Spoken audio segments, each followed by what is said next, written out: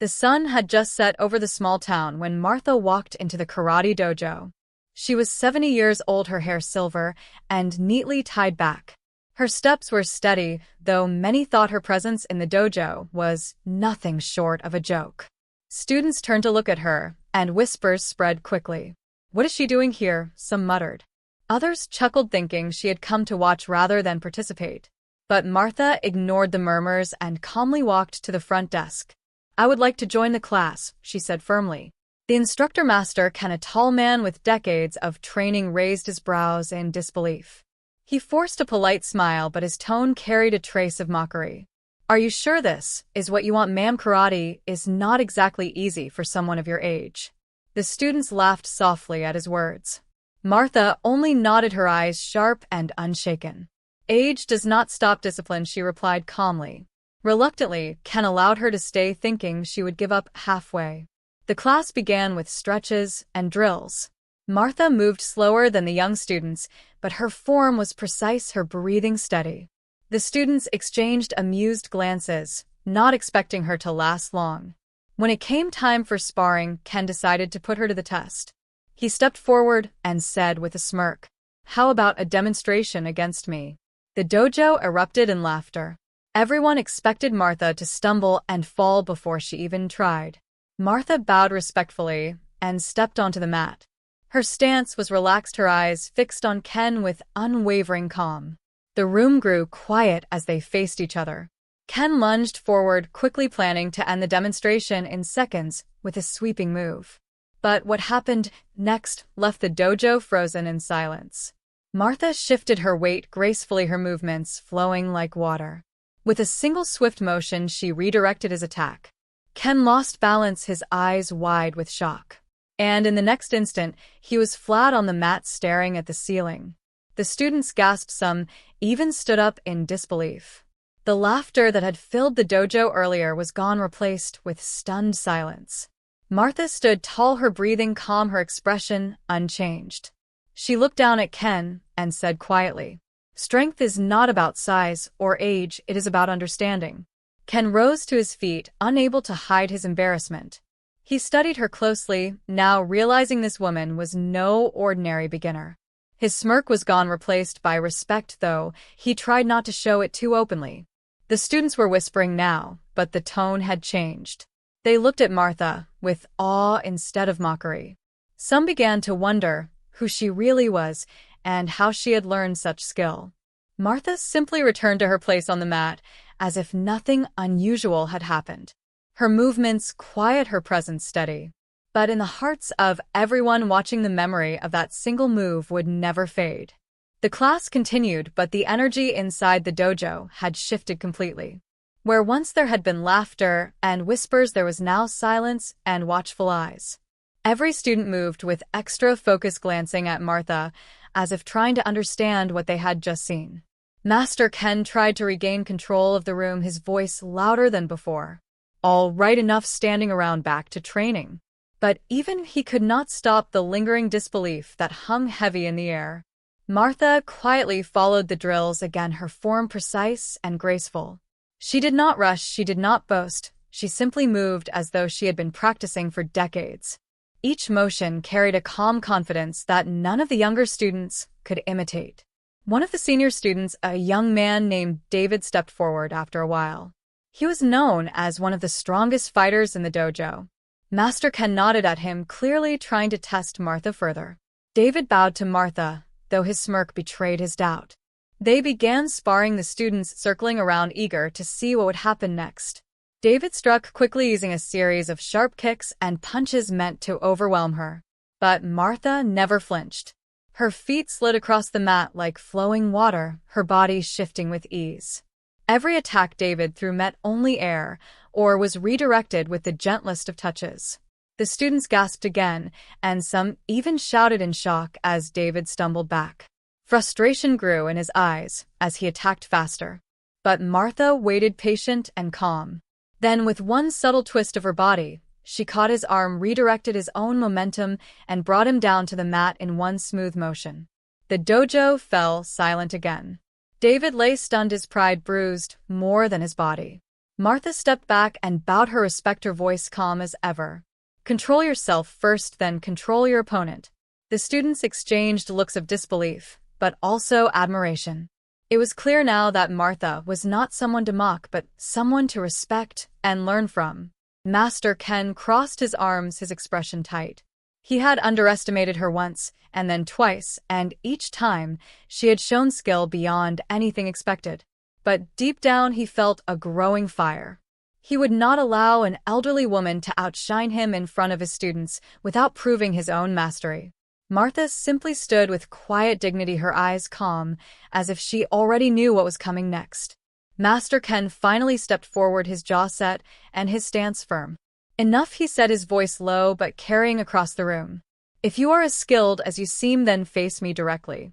The students shifted uneasily, some whispering to each other. They had never seen their master challenged like this, and certainly not by someone as unexpected as Martha. David moved aside, still catching his breath, his pride stung from the defeat. All eyes were now on the center of the mat where the real test was about to unfold. Martha bowed with calm respect, her voice soft. If that is what you wish, then I will not refuse. Her words were humble, but her steady posture revealed no fear. Master Ken assumed his fighting stance, his movements sharp and practiced. He attacked with speed, the kind of speed that came from years of training and discipline. His strikes were powerful, precise, each one enough to intimidate even his strongest students. But Martha did not falter. She moved with the grace of flowing water, her steps light, her hands controlled. Every time Master Ken struck, Martha seemed to already know where his attack would land. She turned his energy aside with effortless motions, redirecting instead of resisting.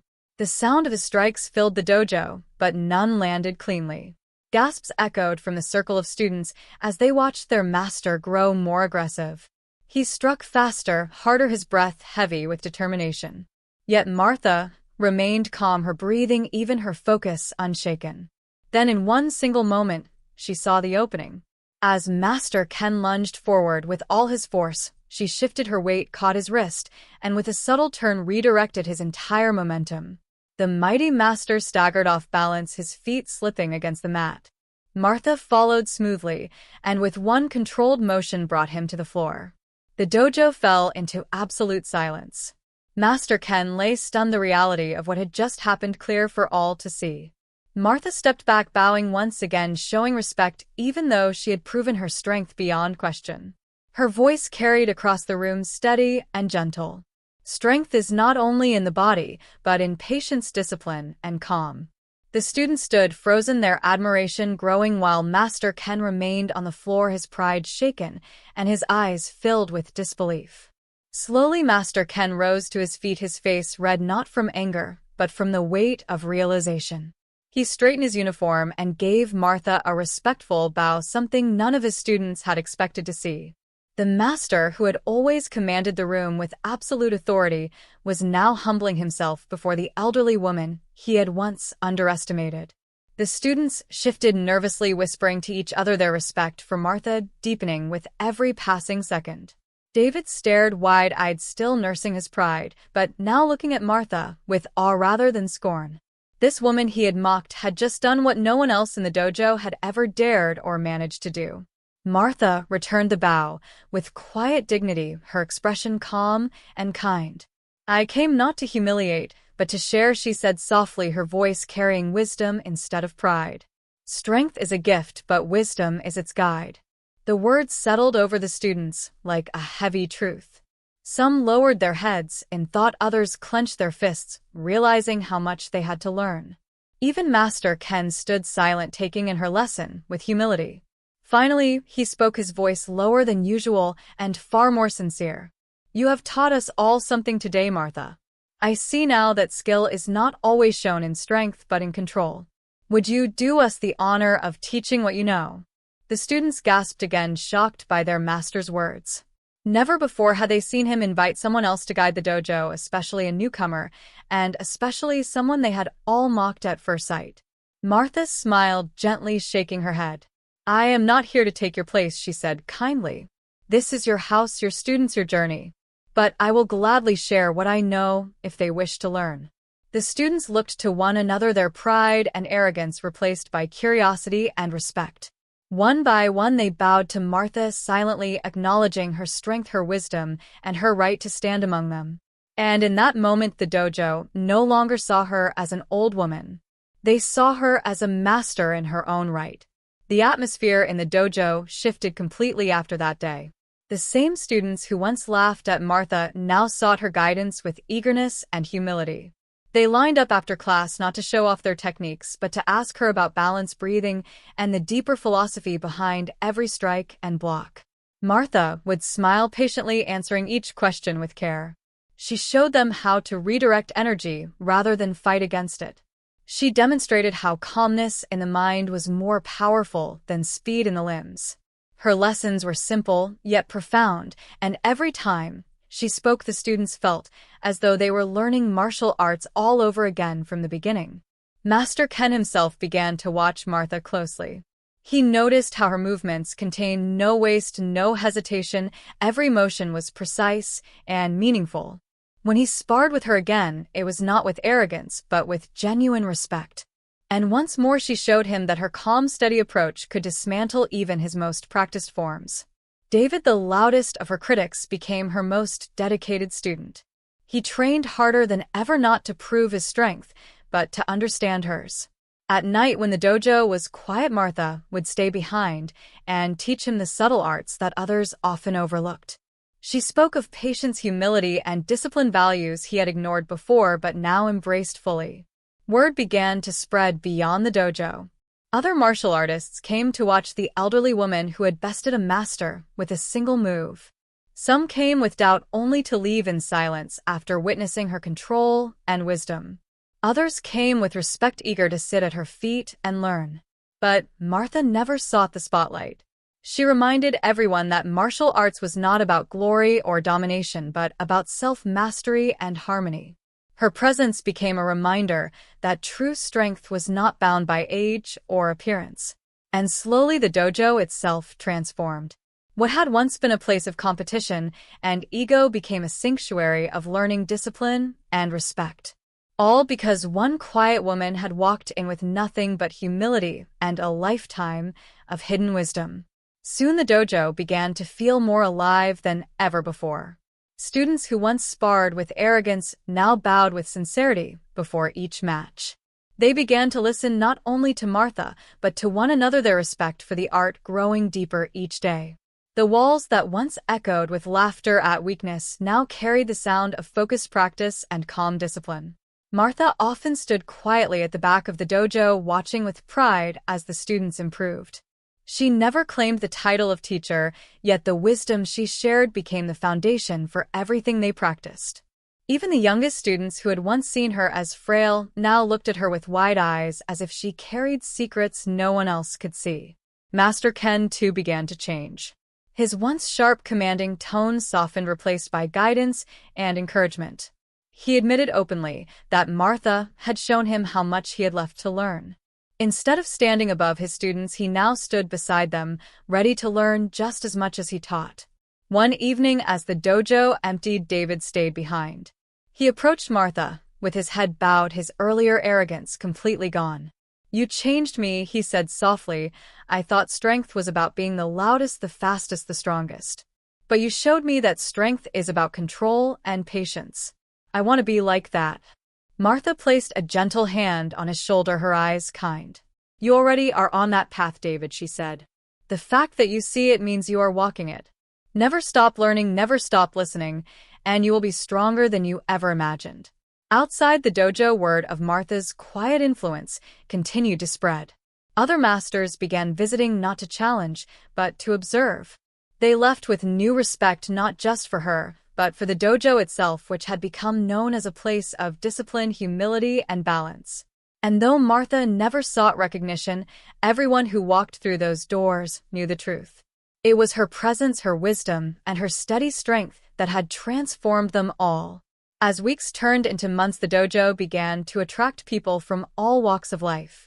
Young children eager to learn discipline, teenagers searching for purpose, adults seeking balance, and even elders who wanted to test their strength once more.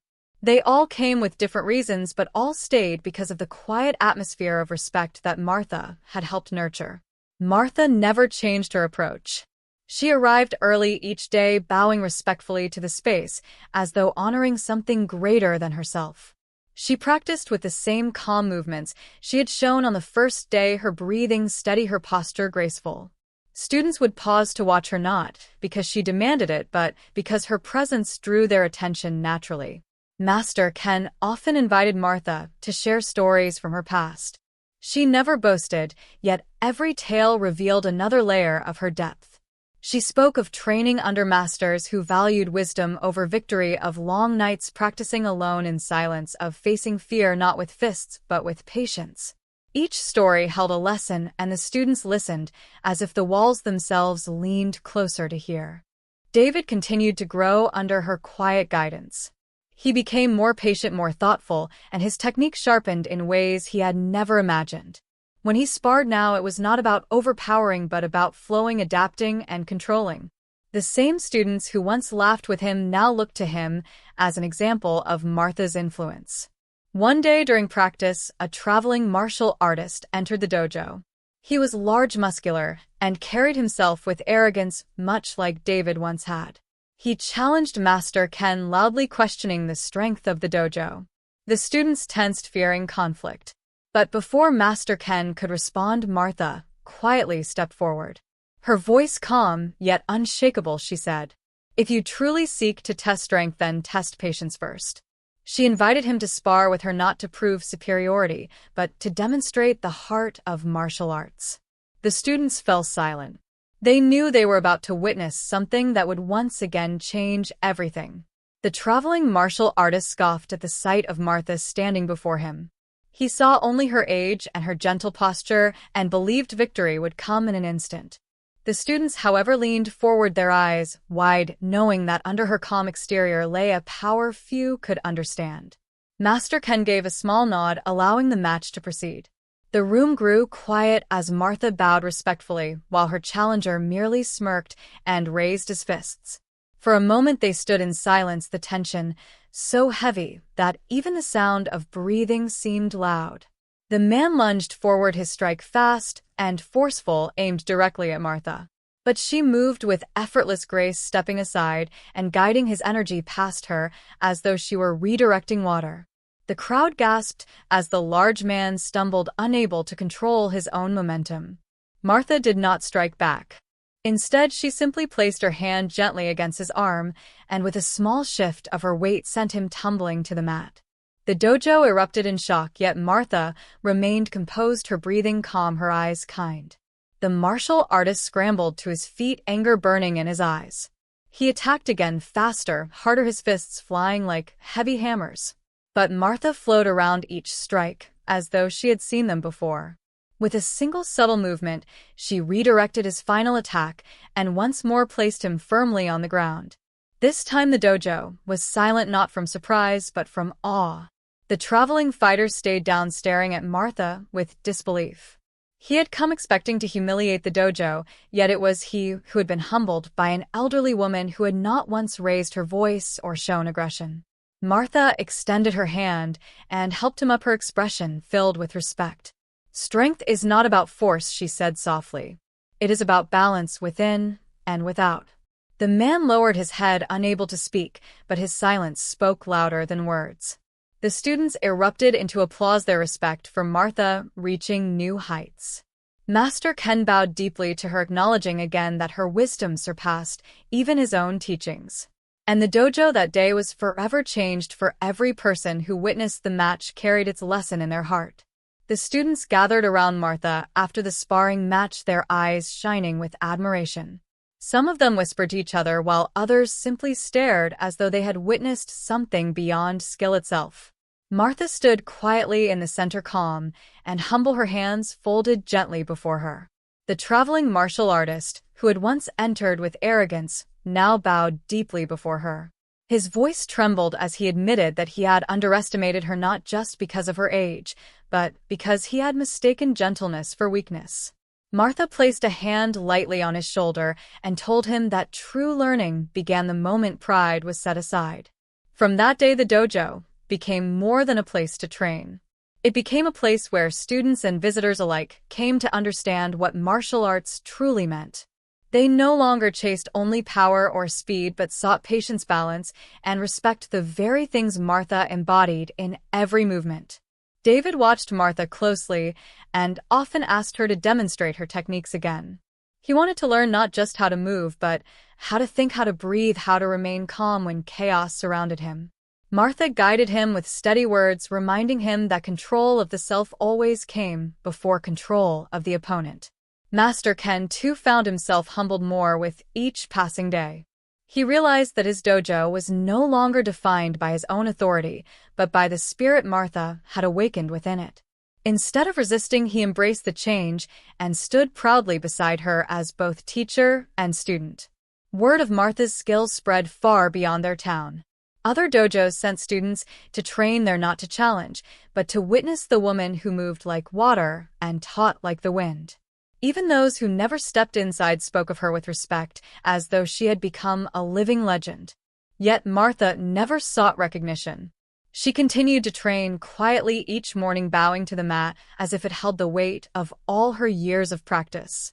And every student who watched her knew they were seeing not just an old woman but a master who carried the wisdom of a lifetime in every step. As seasons passed, the dojo grew into something no one could have predicted. What was once just a small training hall became a place people traveled miles to visit. They came not for tournaments or trophies, but to learn from the quiet woman who had humbled fighters with ease and taught lessons that went beyond combat. David became one of her most loyal students, carrying her teachings with pride. He grew not only in strength, but in character, becoming a leader among the younger students. Whenever new students entered the dojo with arrogance, he would remind them gently of the day Martha had shown him the meaning of true strength. Master Ken continued to teach with humility by her side. The dojo thrived under their combined guidance, blending his structured training with her deep wisdom. Together, they created a legacy that would live far beyond their years. As for Martha, she remained unchanged. She never sought praise, never claimed titles, and never considered herself above anyone. To her, every lesson was simply a chance to pass on what had been entrusted to her long ago. One quiet evening, as the dojo lights dimmed, Martha stood at the center of the mat. The students bowed to her in silence, their respect unspoken yet undeniable. For they all knew the truth. It was not trophies nor belts that made her great. It was the calm strength of a humble spirit, the kind that could never be defeated. And with that, the dojo carried her legacy forward. A place forever marked by the wisdom of an elderly woman who once walked and ridiculed, but left as the heart and soul of them all.